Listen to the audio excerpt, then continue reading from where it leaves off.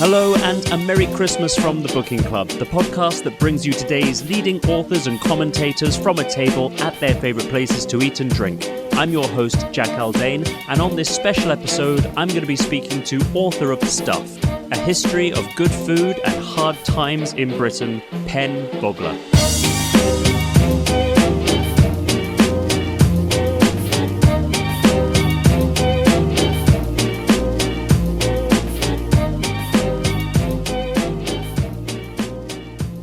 Amazing. Lovely dim lit atmosphere here in Brunswick House, chandeliers everywhere, hanging plants, and we are a week until Christmas on this day, the 19th of December 2023. What a year it's been, and I'm delighted to be sat opposite Pen Vogler, author of the best-selling Scoff, A History of Food and Class in Britain, and her latest book, Stuffed, A History of Good Food and Hard Times in Britain.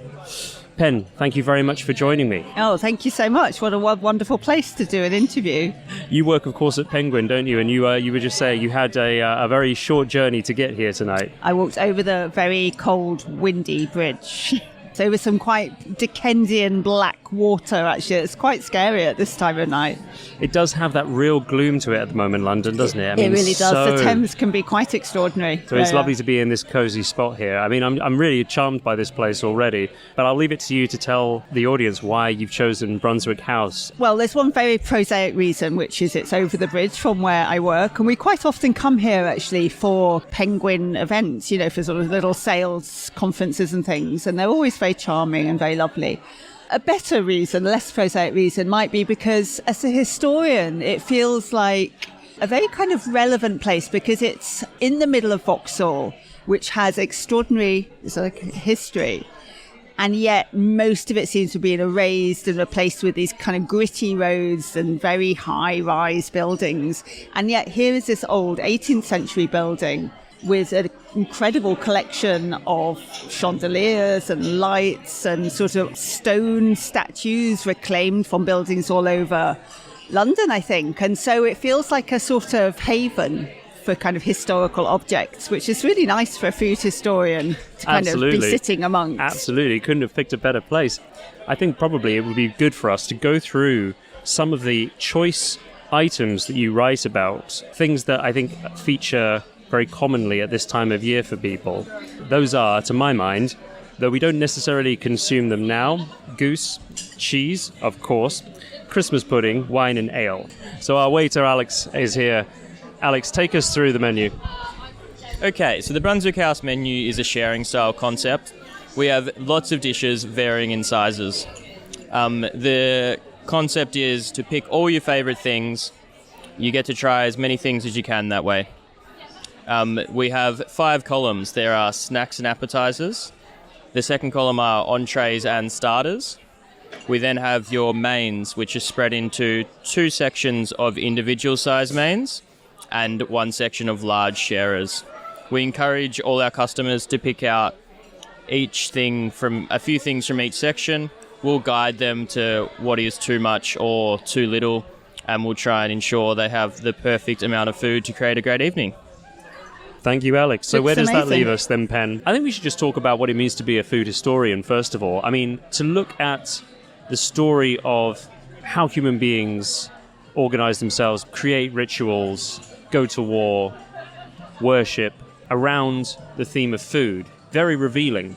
What has it taught you? I started with the food, in fact. When I started being interested in food history, I didn't even know it was a thing. I was working at the British Museum, the publishing bit of the British Museum, and they publish these incredible food history books. And I kind of discovered this idea that you could make a recipe from the past, and it was a starting point that you could eat. And sometimes it worked and sometimes it didn't. I made some pretty disastrous things. And I love the idea that something that was on your plate or something you were sharing with somebody was a sort of doorway to the way that somebody produced it in the past, who that person was, who they made it for, the power relationship between them. There's a lot of upstairs and downstairs in food history. And it sort of ripples out and out in terms of, you know, who grew that food, what was their relationship to the person who made it or the person who bought it. And food, of course, we can't live without it. It is us. It makes up our bones and our blood and our body, but it makes us up the bones and blood of our society as well. We have to talk to each other. We have to work with each other to eat. And it just felt like a kind of unending route into a whole series of kind of corridors and byways and sort of kitchen cupboards and store cupboards that you could unpack endlessly in terms of how people relate to each other. We also tend to encounter British history in particular through this prism of class. I wondered, is this something that you think you would find explains the way that food and cooking evolves in all cultures if you looked hard enough? Or do you think that there's something, as we suspect, particularly class-ridden about food history in Britain? I came to the conclusion, not having studied every single culture, that it was probably fairly Anglo-Saxon. And I suspect it's been exported to a degree in the States, where it obviously has a different complexion. But my sister, for example, lived in France for 18 years. And she says that in France, everybody, or nearly everybody, agrees on what good food is. And if you can't afford the best food or you can't afford as much food as you want, you probably aspire to eat good food. And that seemed to kind of, she said that sort of transcended class in France. And I think it's probably the same in other European countries.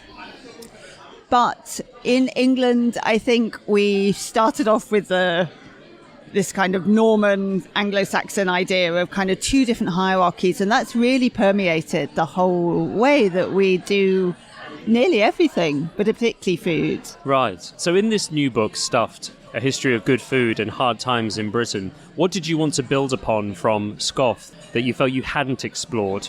The thing that really struck me when I was researching Scoff, my first book, or my previous book rather, was the Enclosures. That was the thing that kind of just sent a shiver running down my spine, which I knew so little about. But it's the idea that people worked and lived and grew their own food, or probably more likely had access to kind of common land for livestock. And that was an accepted way of kind of everybody living together for hundreds of years. And the common land was not owned in common. It was owned by a landlord, and that might be a church or the king or a kind of the lord of the manor, but it was used in common. And then, of course, what the Enclosures did was to block that access off to people. And land was enclosed so that it became more productive for the landowner. But suddenly a whole system of kind of home economics was devastated for a huge number of people over many, many decades and centuries, in fact. So the question that really lies at the heart of Stuffed came to me from the Enclosures. If you're going to enclose your land and take away somebody's access to it, do you then take responsibility for them, or do you just let them sink or swim? And if you take responsibility for them in any kind, what does that look like? And it struck me that question was actually at the heart of so many areas of kind of social turmoil and change and upheaval. It's the heart of wars. It's at the heart of pandemics. It's at the heart of the way we look after our children. And so you could ask it, that question sounds rather dry, about responsibility over almost any part of our history. You mentioned the commons. After we've had our delicious starters that have just arrived, we'll talk about the goose. Great. Wow, amazing. To talk about the goose then, a meat which we rarely eat these days for a number of reasons. It's a bird that can't be intensely farmed, has great attachment to its offspring, and also thrives when there's enough land for them to thrive in. But it is a bird that does still hold a place in our mind when we think of tales such as A Christmas Carol. Do you think goose is underrated today?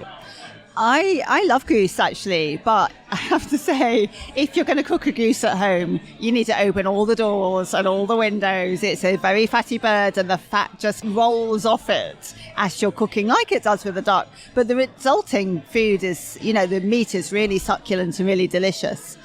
But it's interesting what you were saying about Dickens, actually, because if you think about A Christmas Carol, where you have a goose and a turkey, the goose is the poor man's food. The goose is the dish that the poor Cratchit family, rather a small goose, are going to sit down and enjoy together, until Scrooge, who's reformed, seeing the error of his ways, brings them a massive turkey. And the turkey was the meat of, it was munificent, it had a huge amount of meat.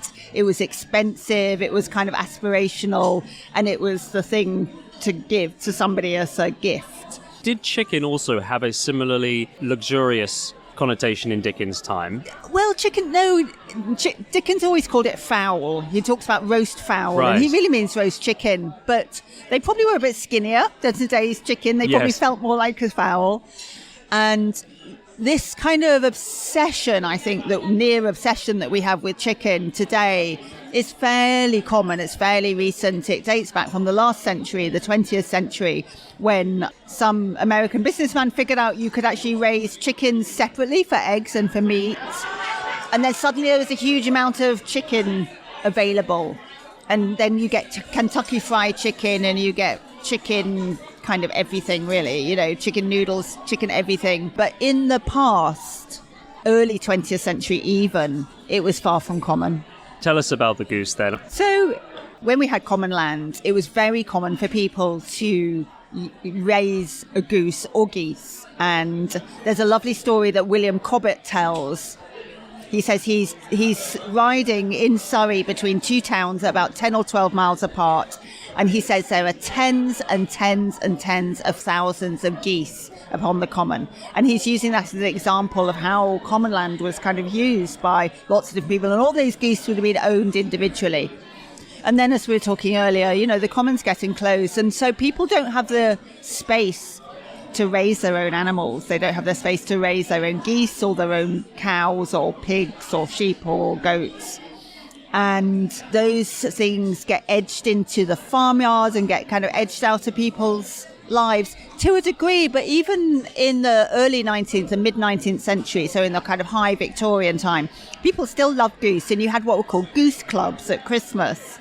In sort of suburban areas, what you do is you pay your money into a goose club, which is probably run by a publican who might, you might buy a drink when you pay your money. So you get a drink, the publican benefit.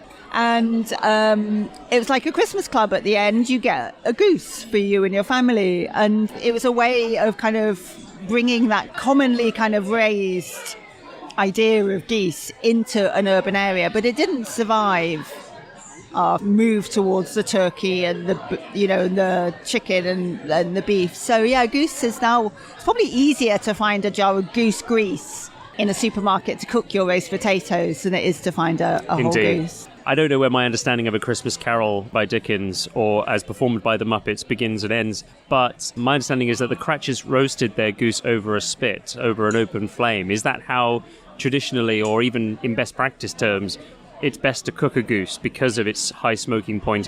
Most people actually, and this is what they do in Dickens' version of The Christmas Carol, if not the Muppets, they take their goose to the cook shop.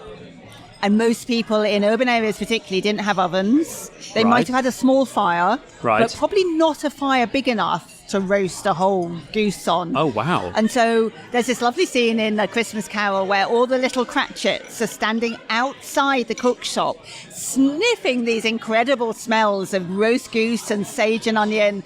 And they're saying to each other, oh, that amazing smell, the best smell of sage and onion, that's ours. That's the one we're getting, because all the local, poorer people would have sent all their geese to the cook shop, and that's how most people would have got things like pies and meat and joints cooked, because they didn't have their own ovens. That's amazing, really. There's something very modern about people outsourcing the cooking of meat. So then, what about the Enclosures? Was there any resistance to this? Oh, there was a huge amount of resistance. I mean, the Enclosures was not a single moment in time. The first Parliamentary Enclosure Act was in Dorset in the very early 1600s. And then the last Enclosure Act was about 300 years later, in the early 1900s. And over that period, enclosures was both unofficial and official. And the official ones were the Parliamentary Acts. spelt with an I often. So if you often see INC enclosure, that's what it means. It means a parliamentary act. And now we call them enclosures. And there was a lot of resistance from local people, and they would get together, they would make petitions, they would petition the magistrates, they would petition the landowners, and some of them have come down to us. And some of them are very sophisticated in their reasoning.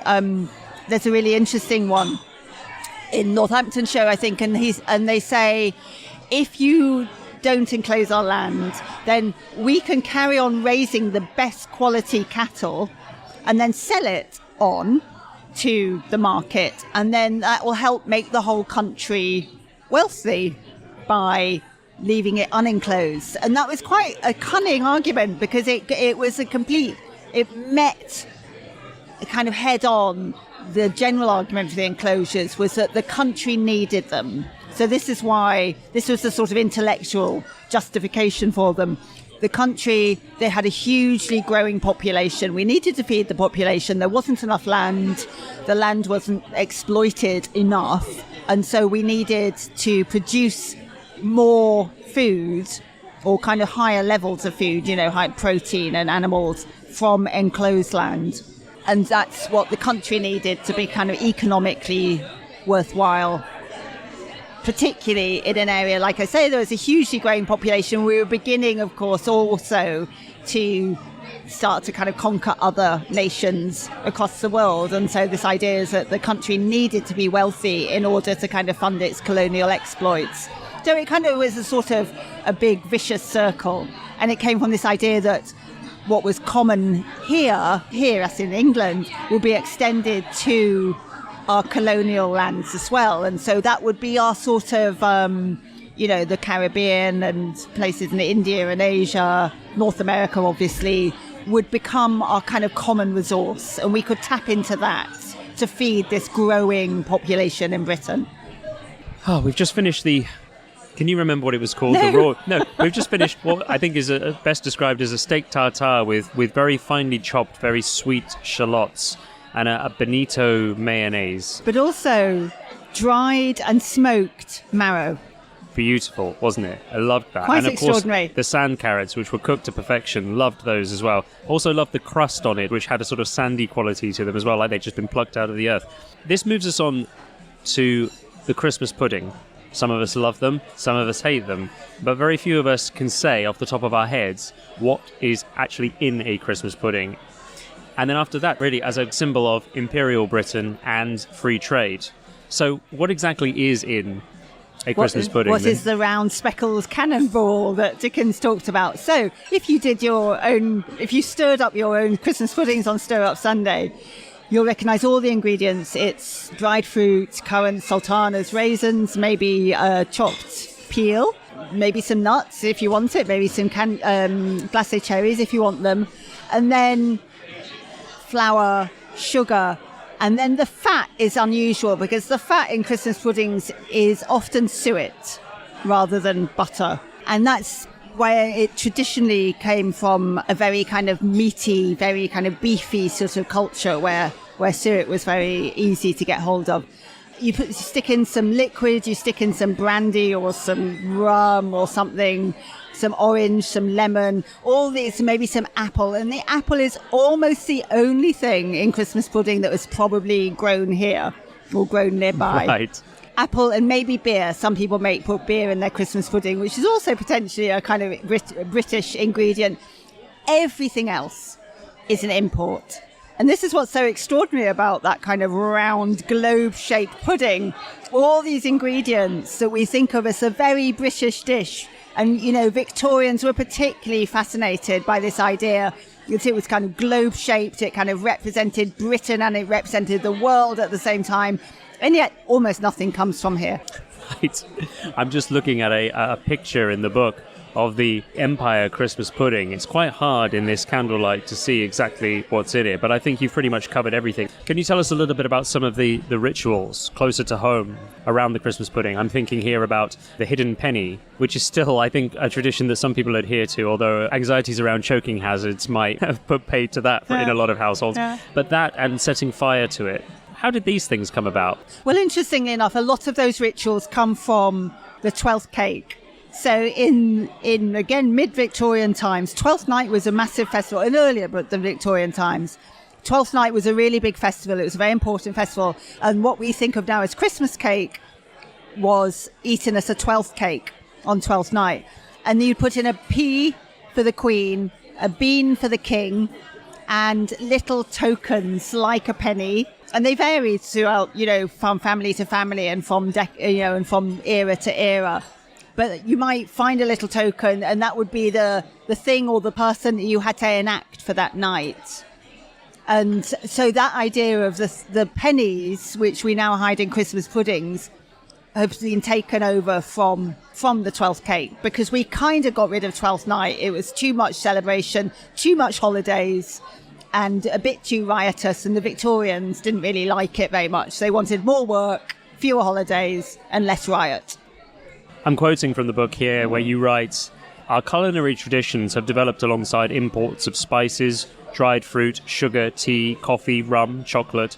The habit of transforming ingredients with British culinary techniques and names glosses over our reliance on the rest of the world. Christmas is a reminder of how far away from self-sufficiency we are.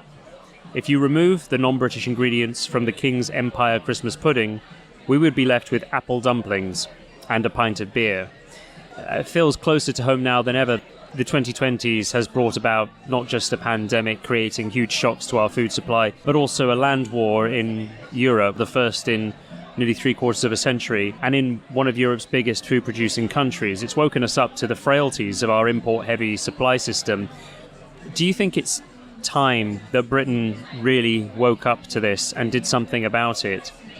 Are we able to? Is it possible for us to reverse engineer our agricultural economy and the way we consume?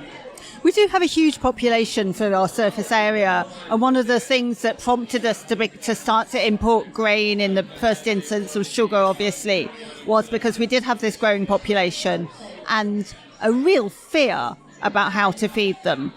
And if we think about that fear that a lot of people have now about feeling that you were going to be overrun with immigrants, for example, that was a fear that people had, say, in the middle or the early 19th century or earlier than that, but about the population growing internally.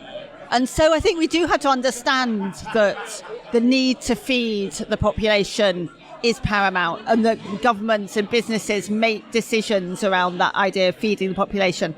I think one of the things that we've really lost sight of is not just where our food comes from, but the quality of it. We were an industrial population. It's very easy for an industrial population to take to industrial food, which essentially is what we've done. But I think there's something about a hungry population which is so frightening, and the idea of hunger is so frightening. We focus sort of historically more on quantity rather than quality, and the idea of just getting enough food into people without caring too much about what it is, where it comes from, whether it's made in a factory, what it looks like. I think that's one of our biggest problems at the moment. And no, I don't think we will ever be. I'm not an economist or a future-looking, political scientist, but I don't think anybody believes that we will be self-sufficient in food again. But I do think there are things we can do about the quality of our food as much as the quantity of where it comes from. So to talk about cheese, it's not only in the book, but it is by far one of the most consumed foods. And I say this without any evidence. I just know it's one of the most consumed foods during Christmas. But let's start with the ploughman's lunch, because that's really where you start this chapter. We've talked a lot about the sort of romantic ideas we have around food and our history as an island nation. And the ploughman's was one of those things that I always assumed was a traditional dish that evolved over many centuries. It turns out it was a ploy by vested interests. Marketing ploy. After World War II to get us to eat more cheese in pubs. Explain that one. I'm outraged. Well, it's really interesting because cheese is actually in some ways a real success story. In the middle of the 40s and 50s, cheese, our kind of traditional cheeses and farmhouse cheeses, it kind of ended in the Second World War for all kinds of reasons. Rationing was one reason, all sorts of other economic reasons as well. And people lamented the fact that our good old cheeses were lost to England What were those at the time, our good old cheeses? Well, interestingly, cheeses were known on the whole by their region. So it might be called Wiltshire or cheddar. Obviously, there's cheddar, Cheshire, Gloucester. Yes, exactly. So cheese in France, for example, tends to be much more localized, tends to come from a village or a particular farmhouse, whereas traditionally cheese here has been known by territory. But also lots and lots of small individual farmhouses making their own cheese that might not have had a name apart from their own cheese.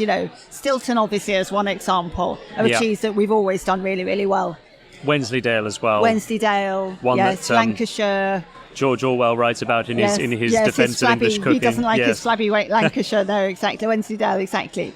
And, Caerphilly and those kind of Welsh cheeses, and anything in the Second World War that couldn't be chopped into a block got dispensed with, because cheese was rationed, and you had to be able to cut it into a 2-ounce block. And so it took a long, long time for the kind of cheese industry to sort of recover, really, and for people to produce old-style farmhouse cheeses, particularly good, strong farmhouse cheddars, that take a long, long time to mature. But they did. It's an amazing success story. It's been written about quite a lot recently. And the big cheese manufacturers realized that here is a way to get people to eat stronger cheese. On the whole, the cheese manufacturers, the thing that they were good at was selling bland eating cheese, but actually it's not very good for cooking with. And this is a new idea came up that you might actually cook with cheese. They started to make it stronger and stronger.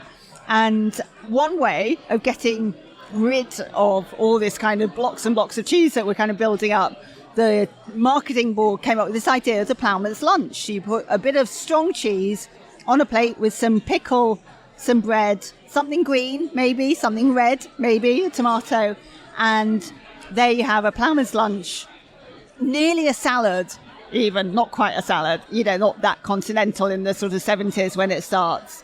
But it's incredibly popular, easy for somebody to put together, easy to eat, quite easy to like. Sounds like we've always been manipulated into eating the things that we've eaten.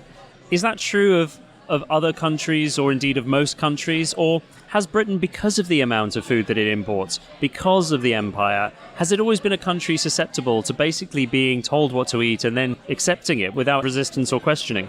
I think that's such a fascinating question, because if you look at something like sugar, for example, in let's say the 15th century, sugar was almost not eaten at all in this country. And then you get the kind of territorial conquest or invasion of the Caribbean islands like Barbados and Jamaica, and you start having the sugar plantations, and they start producing sugar on this kind of almost industrial scale. And that sugar needs a market. And it's really interesting about how the population is persuaded that sugar is a kind of natural taste, that, everybody likes sugar. Babies like sugar. You can see babies smacking their lips when they eat a kind of sugary sort of, sort of milk substitute. And that to doctors in the 18th century was evidence that sugar was a natural taste and we should all be eating lots of it. And it was those sort of ideas that really fed that kind of burgeoning industry. Yeah. And also, there you have this new population, growing population in cities that needs a cheap high. And so tea, sometimes coffee, and sugar are those kind of almost drugs, I suppose. Sugar is the gateway drug. Sure. I mean, sugar does have a very, very kind of addictive process.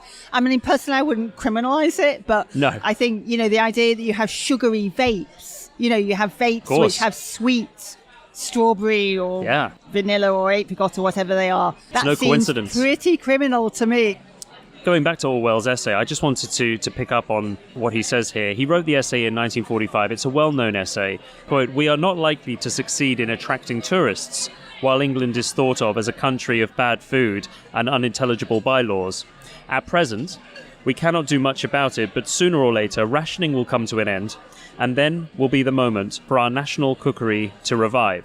I mention this particular excerpt because, and I may be wrong about this, it seems that there was not only no revival after the Second World War, but that there was a systematic unlearning of national recipes and techniques.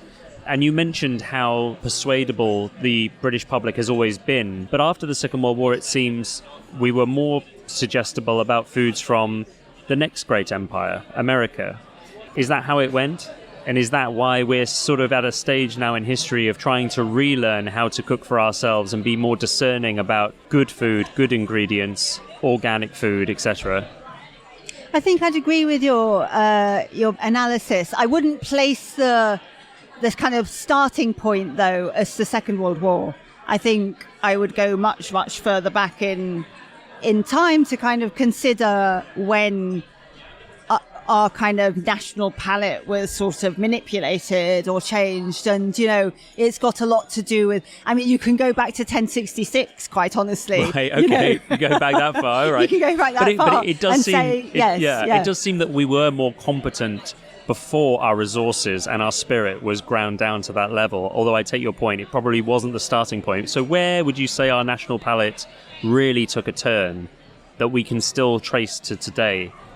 I think our national palate was, so if this restaurant that we're in at the moment, the food we're eating is a little bit French, it's a little bit international, but essentially it's good food, really good food, quite locally produced, although we have just had carrots from Normandy, but Normandy's not that far away. Used to be the same landmass. And, you know, beef and meat that's locally. And that palate, I think, was established in probably the kind of Georgian period, established in about the 18th century, where there was a kind of a bit of a fight going on between the good local, probably more female cooks, and then the chefs, probably more male French chefs of the aristocracy and the elite. And there was a kind of a bit of a sort of fight between John Bull, you know, the kind of roast beef, Yorkshire pudding, Christmas pudding kind of John Bull, and this kind of high fancy French, highfalutin kind of French idea of food. And I think in the Victorian period in particular, when status became so important, that's when French food got this incredible kind of elite image. Everybody aspired to it, and it had to be French even more than it had to be good. And I think that's possibly where we lost sight of the stuff that makes food good and local, right, in that period, against kind of industrialization, against a very, very fast turning social background, against a lot of people becoming rich, becoming very aspirational, wanting to join a kind of a higher elite. And French food was a route to doing that. And I think that's probably where that kind of idea of kind of British food began to kind of slip and began to fall apart. And interestingly, in the Second World War, yes, of course, we were ground down. But I think if you speak to a lot of people in the Second World War, they will talk about how the misery of powdered egg, for example. But people's nutritional standards, the majority of people's nutritional standards rose in the Second World War, and for some people their standards fell in a good way, so they had less sugar, less fat, and so we had more quality of nutrition in the 40s and 50s than we've had at any time since. So there's quite a lot of good stuff that came out of it, and that was a deliberate policy of the food minister at the time, to use rationing as a chance to equalise nutrition. Amazingly successful. But understandably, you know, rationing went on until 1954, and understandably people got pretty fed up and wanted good food. And it's not that surprising that innovations like hamburgers and Coca-Cola just seemed incredibly delicious and, you know, exciting. So we've just finished our mains. You had the cod, I had the beef cheek. You mentioned earlier to me, Pen, that beef cheek is actually very, very tough. It's barely possible to cut through it before it's been cooked, but that was like butter. You should be able to eat it with a spoon. I could have. If I had actually used the spoon to my left, I would have been able to cut through it very handily. But as it stood, absolutely delicious. How was yours? How was the cod? Oh, completely delicious. They'd cooked it perfectly. So it was sort of a tiny bit flaky, but still quite sort of, it's like quite solid, almost bouncy, which sounds a bit odd for cod, but it was actually really delicious. Excellent. With this sort of little kind of bouillabaisse sort of soup thing. It was really good. The last chapter then, is on wine and ale. An incredibly rich, complex, and socially very important story. Where do we begin this chapter? Yes, it's interesting, isn't it? Because quite often people go travelling in other parts of the world and they expect there to be a pub or a tavern or an inn or a hotel, every few miles, as there is here. And quite often there isn't. And it's just some indication that our kind of hospitality industry, as we think of it today, has grown out of quite specific kind of economic and social circumstances.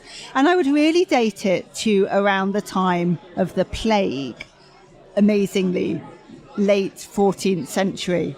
Because before then, we didn't need a hospitality industry if you were poor. Because if you were poor, you were stuck to your village. You didn't have permission to go anywhere. You didn't have anywhere to go. That was enough.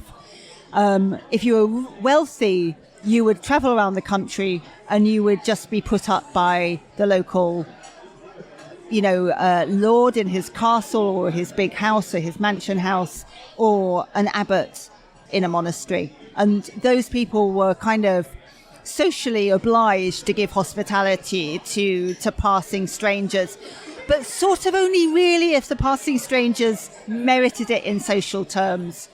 And what happened after the plague is that got rather muddled, because a lot of passing strangers started to be much lower status. They started to be working class people on the move and on the make.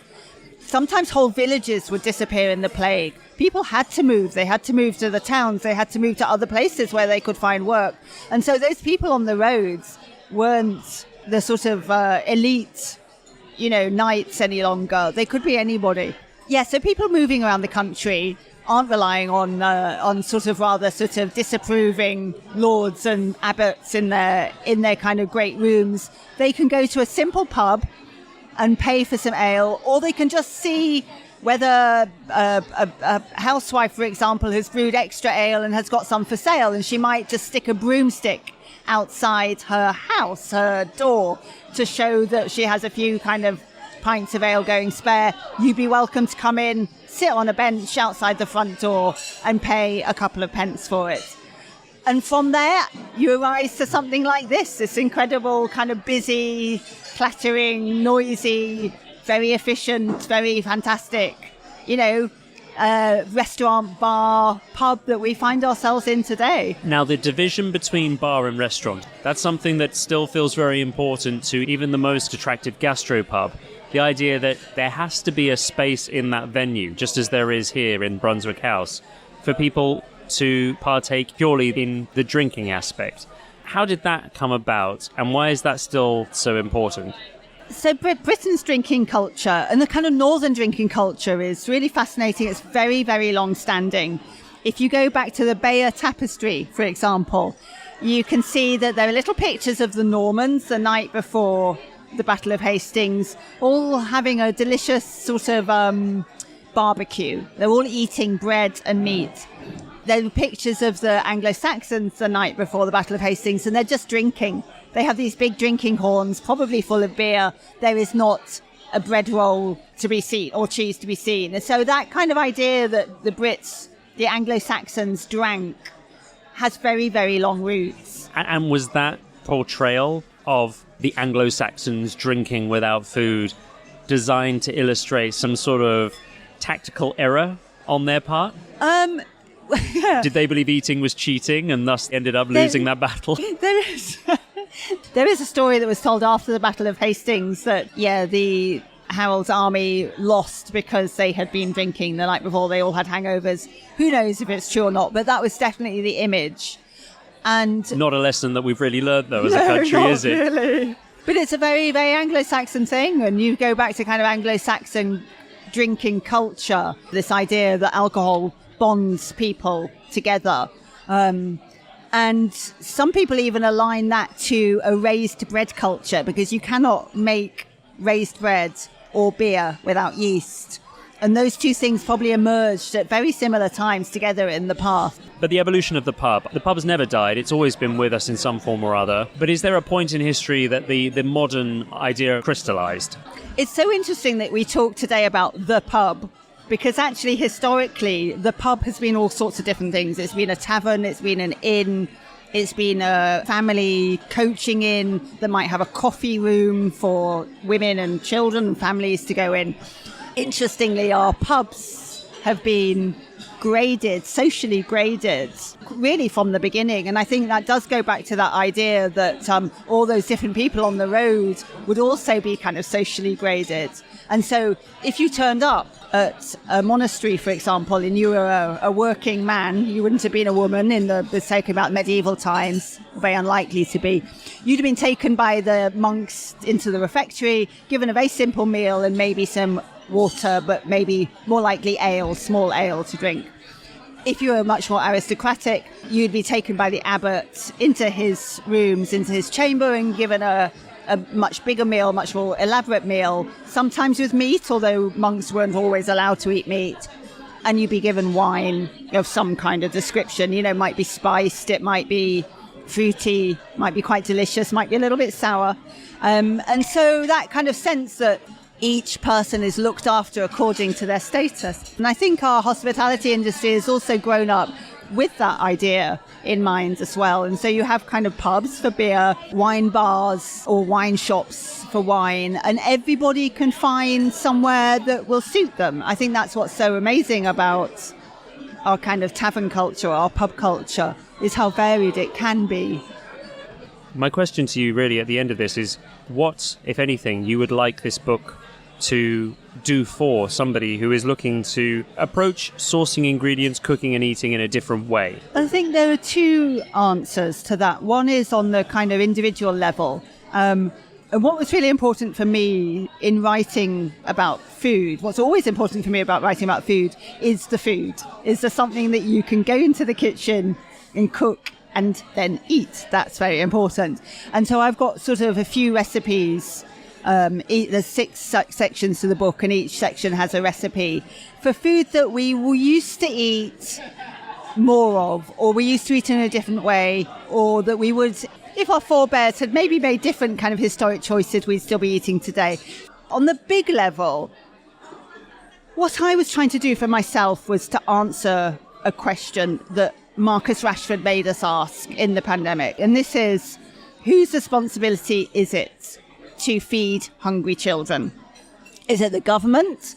Is it the parents? And really, I wrote the book because I wanted to find out that answer. Right at the end, I came to a fairly obvious conclusion, actually, is that it's an individual's responsibility to make the best of what they can. It's the individual's responsibility to make the best choices that they possibly can to feed themselves, to feed their family. But it is the government's responsibility. What I would really like the government to do, or people in government to do, is to take back that idea of responsibility themselves. Historically, responsibility has always been pushed onto the individual, the housewife, the mum, the person cooking, who's probably got the least resources to cope for it. And governments need to take responsibility for the nation's health, for the nation's food, because they have the economic responsibility and they have the security responsibility, and they need to make sure that we are economically healthy and that we're kind of militarily secure.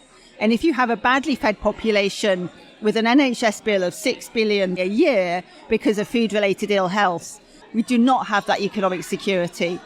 And if you have a population that is not well enough to work or even possibly, God forbid, fight for the country, then also that means that we're not militarily secure. And those are the moments historically when governments have realised that they cannot be entirely laissez-faire.